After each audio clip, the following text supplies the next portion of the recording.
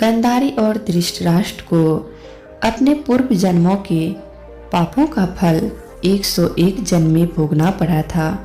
महाभारत की लड़ाई में जब धृतराष्ट्र और गांधारी के 100 पुत्र मारे गए तो दोनों विलाप कर रहे थे।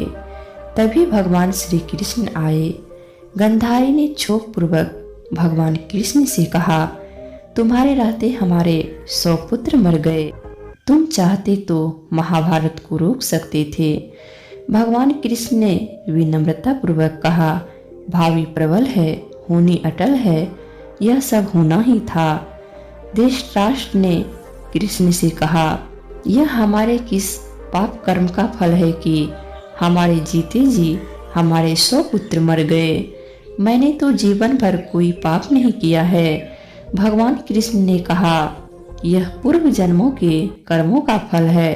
धृतराष्ट्र बोले, मैं तो अपने 100 जन्मों की बात याद करता हूँ, अभी तक कोई पाप कर्म मेरे द्वारा नहीं दिखता। भगवान कृष्ण बोले, इसके ठीक पहले के जन्म को देखिए, स्पष्ट हो जाएगा। धृतराष्ट्र को 100 जन्मों तक ही पीछे देखने की शक्ति प्राप्त थी। इसके और पीछे देखने की क्षमता भगवान श्री कृष्ण ने उन्हें दी।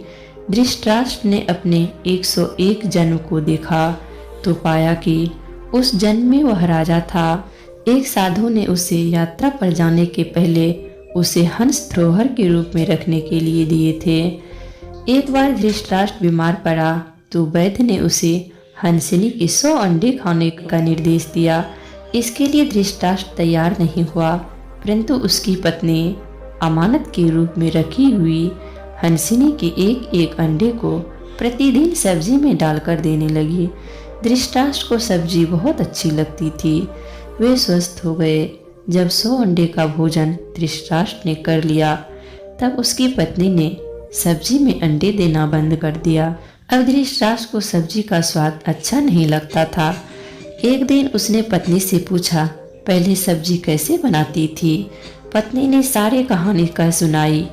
यात्रा से लौटकर साधु अपनी हंसिनी को वापस लेने आया और पूरी कथा सुनकर वह क्रोधित हो उठा और उसने साफ दे दिया कि राजा होकर भी तुमने विश्वासघात किया है, अतः इसका परिणाम तुमको भुगतना ही पड़ेगा। वही पाप कर्म पीछा करते करते 101 जन्म में सामने आया, अतः स्वीकृत पाप कर्म का दुष्परिणाम आज नहीं तो कल भोगना ही पड़ता है।